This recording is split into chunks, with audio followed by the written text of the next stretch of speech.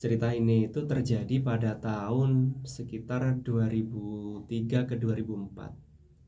Jadi antara tahun itulah, kalau tidak 2003 akhir ya 2004 awal. Tapi insya Allah sudah masuk 2004 awal. Tepatnya waktu itu setelah Hari Raya Idul Fitri, masih bulan Syawal. Pada waktu Syawal itu akhirnya saya memutuskan untuk ikut salah satu teman yang nyantri di Kabupaten Jember. Nah, saya sendiri itu ada di Kabupaten Banyuwangi. Nah, saya ingat betul waktu itu berangkat itu tanggal 15 Syawal. Jadi setelah hari raya, hari Syawal ke-15 itu saya berangkat diantar bapak saya dan sama teman tadi yang sudah mondok di sana 2 tahun. Nyampe sana, sampai di pesantren itu belum ada orang sama sekali. Karena memang tanggal 15 awal itu KBM atau kegiatan belajar mengajar di pesantren itu belum dimulai waktu itu di pesantren yang saya tempati itu. Jadi yang datang itu benar-benar cuma saya, teman saya, bapak saya. Ada 3 orang. Di situ dan letak pesantrennya itu agak jauh dari keramaian. Artinya pesantren itu ketika mau masuk kita melewati persawahan juga, persawahan kecil. Di baratnya itu kolam. Di baratnya itu ada kolam ikan, atau kalau dulu itu belombang istilahnya ya. Kolam ikan yang agak gede. Kanan kirinya itu ya ada rumah penduduk, tapi memang di situ itu desanya penduduk itu masih sepi. Jarak antar rumah itu masih sekian meter, mungkin ada 50 meter begitu. Malam pertama di sana tidur di sana, ya pesantren zaman dulu itu nggak ada kasur, nggak ada apa-apa, tidur ya di lantai. Tapi memang saya udah biasa tidur di lantai di rumah itu. Sebelum ke pesantren itu biasanya tidurnya di masjid. Kan kalau anak-anak usia saya dulu itu kalau sore itu habis asar atau mau maghrib itu udah berangkat ke masjid, pulangnya besok pagi. Kita tidur di masjid, kita tidur di, bukan di dalam masjid ya, tapi di emperannya masjid atau di godaan, istilahnya kamar-kamar yang disediakan untuk santri begitu. Nah, di pesantren ini, di pondok saya yang baru ini, jadi datang istirahat sampai malam. Hari keduanya bapak sowan ke kiai bersama saya juga. Intinya kalau kita nyantri itu bapak saya intinya titip saya dititipkan ke Mbah Kiai gitu. Setelah saya dititipkan bener, akhirnya bapak saya akan pulang karena ya mungkin ada kerjaan, beliau pulang ke Banyuwangi. Saya ditinggal lah di pondok itu. Nah, hari kedua itu saya ingat banget, itu ada teman saya dari Banyuwangi juga. Waktu itu belum jadi teman. Ada santri baru dari Banyuwangi juga, tapi dari wilayah Genteng ya, teman saya di wilayah Genteng ke utara. Sampai sekarang kita masih kenal baik sih sampai tahun 2024 ini. Jadi dia itu baru datang dan karena waktu itu ada 2 santri baru yang datang dan belum ada santri yang lain, baru ada satu teman saya tadi yang lama. Jadi kita bertiga ini kita bertempat di satu kamar, satu godaan atau satu tempat tidur. Nah, malam kedua ini ceritanya. Jadi malam kedua itu saya udah habis sholat isya ya, kan sepi banget. Jadi suasananya itu benar-benar sepi karena pesantren itu juga memang jauh dari tempat penduduk, dari keramaian. Jadi setelah isya itu di dekat pesantren itu ada 5 rumah. 1, 2, 3, 4, 5 rumah, 6 rumah yang ya sudah tutup kalau malam itu. Jadi sudah tidak mendengar suara kendaraan, tidak mendengar suara apa. Dan mulai saya masuk hari pertama itu sudah nggak ada radio, nggak ada TV. Jadi setelah isya ya sepi bener. Ya akhirnya kita cuma cerita-cerita sama teman baru tadi, kenalan, kita ngobrol-ngobrol sampai akhirnya ya Kita ngobrol itu sampai jam 9 dan kelihatan kita sama-sama mengantuk. Akhirnya kita memutuskan untuk tidur. Nah, di situ itu, di kamar saya itu ada 5 kamar yang berjejer, dan kamar saya persis di tengah-tengah. Jadi kanannya itu ada 2 kamar, kiri juga ada 2 kamar. Itu menghadap ke utara. Nah, dan 2 kamar di sebelah ini kosong semua, karena memang belum ada santri yang datang. Kita akhirnya memutuskan untuk tidur tadi ya. Teman tidur, dan teman baru saya ini ternyata enak banget tidurnya. Dia baru rebahan gitu udah bisa tertidur. Kayak cerita-cerita sambil rebahan, tiba-tiba dia udah tertidur. Ya, saya ada di sampingnya lah ya, sampingnya. Tapi saya berada di tidur saya itu, kepala saya itu ada di pintu kamar. Jadi misalkan pintu kamar menghadap ke utara begini, kepala saya ada di sini, kaki saya ada di selatan.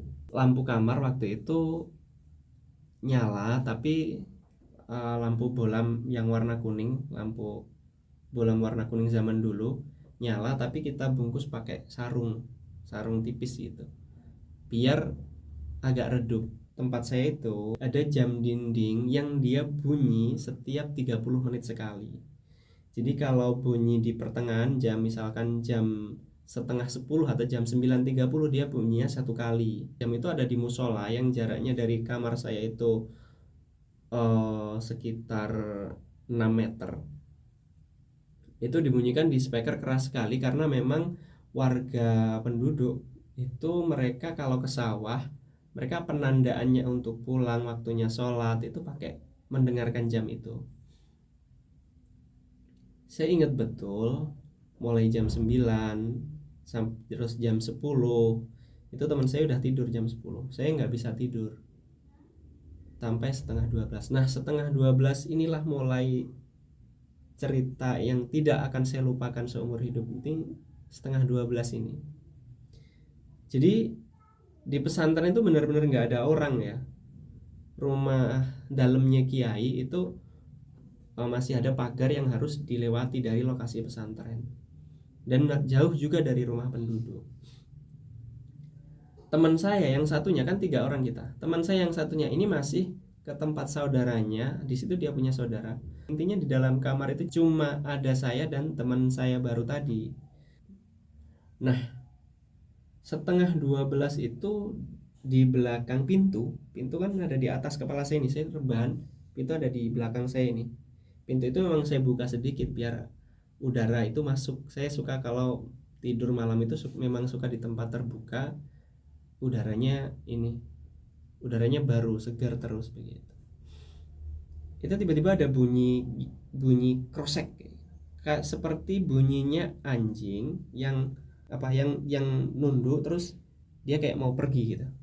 Nah, setengah 12 saya benar-benar ingat waktu itu bunyi jam itu deng, setengah 12 setelah jam 11. Karena setiap jam bunyi itu saya hitung udah jam 11, saya belum tidur. Itu di belakang pintu itu mulai setengah 12 setelah jam dinding tadi diam, itu ada bunyi orang tertawa. Dan tertawanya itu mirip bener sama tertawanya Mak Lampir. Awalnya saya pikir itu teman saya. Saya pikir teman saya ngapain godain gitu kan. Saya pura-pura tidur aja. Nah, yang bikin saya kemudian benar-benar ketakutan itu sampai jam 12 bunyi itu masih tertawa dia. Dan kalau itu manusia, seharusnya tertawanya itu ada jeda untuk bernafas. Mirip bener sama tertawanya Mak Lampir.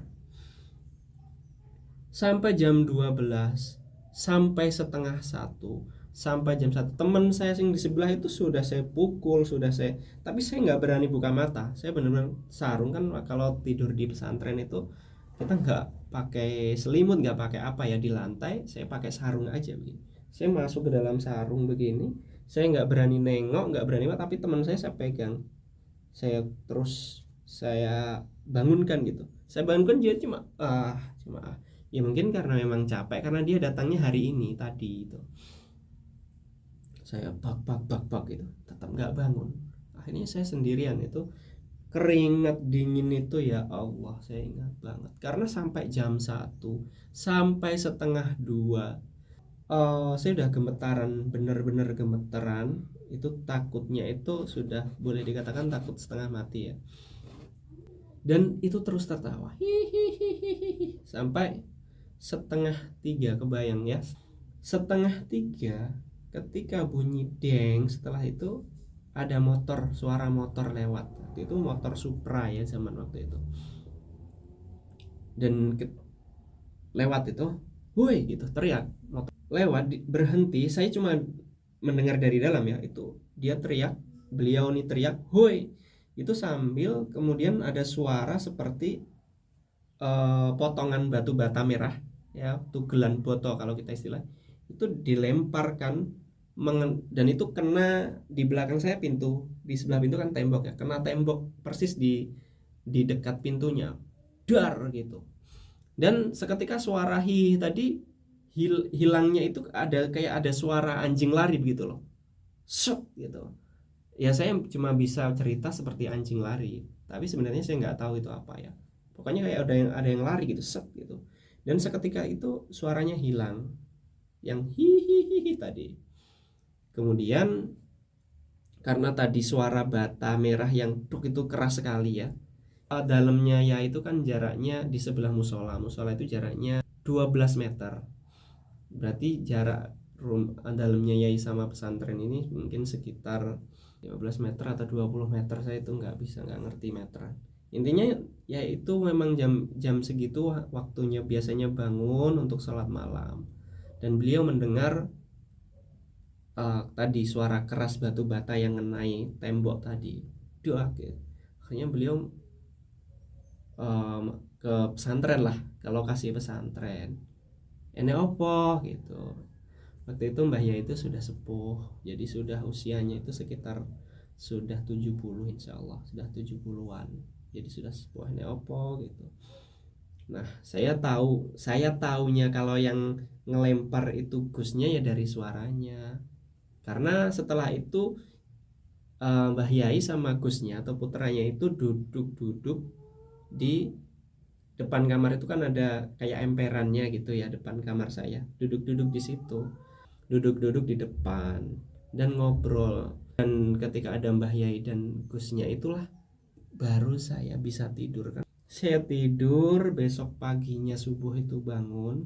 Jadi saya tidur cuma berapa jam, ya sekitar jam 3 kurang 10 menit mungkin saya bisa tidur. Saya nggak tahu, ini kira-kira saya aja. Subuh itu jam 4 lebih saya sudah bangun.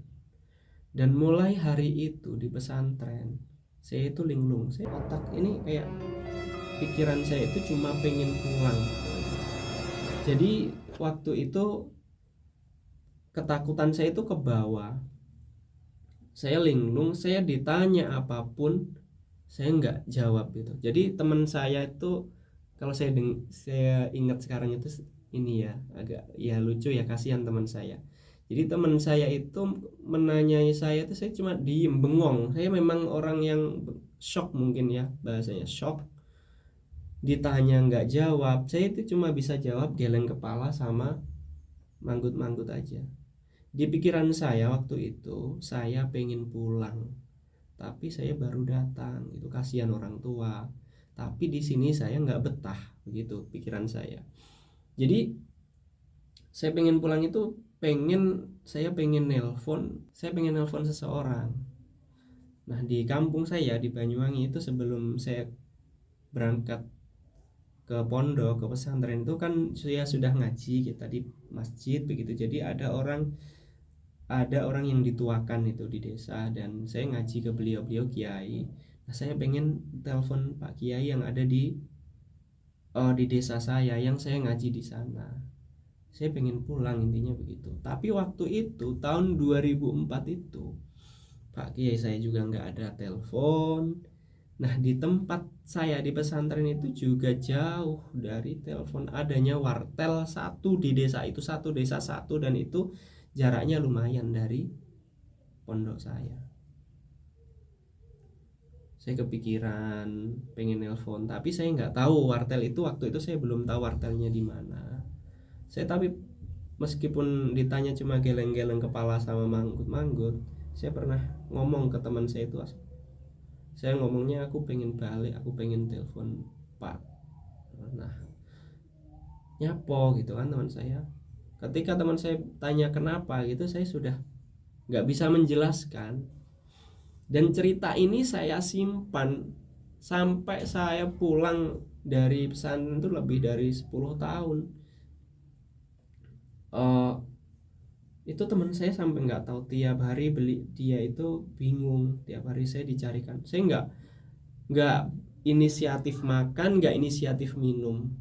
Jadi saya ingat banget teman saya itu ngurus saya banget. Beliau ini dia yang masak, dia nyari minum, nyari makan, saya disiapkan. Karena dia merasa bertanggung jawab ketika uh, ada seseorang yang ikut mondok gitu.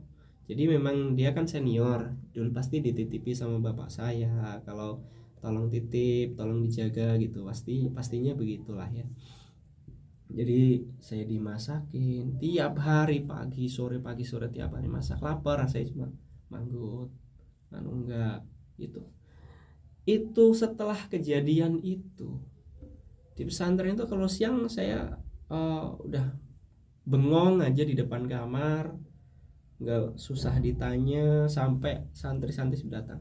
Dan setiap sore ketika matahari sudah mau terbenam itu saya sudah ketakutan, ya Allah ini nanti malam apa lagi. Dan itu saya pasti bingung gitu, karena memang setelah kejadian malam pertama, yang pertama itu malam kedua, tapi itu kejadian pertama itu setiap malam ada saja.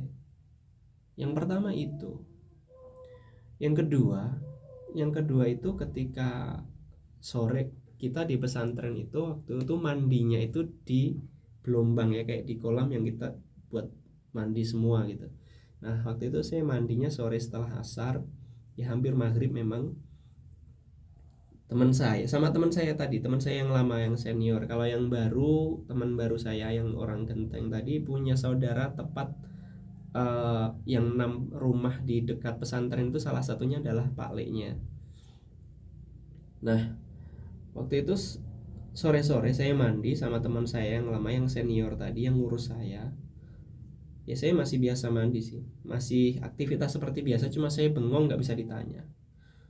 Waktu itu saya berenang kan, mandi berenang gitu. Saya kan renang yang terlentang gitu, renang tapi kita nggak tengkurap tapi terlentang.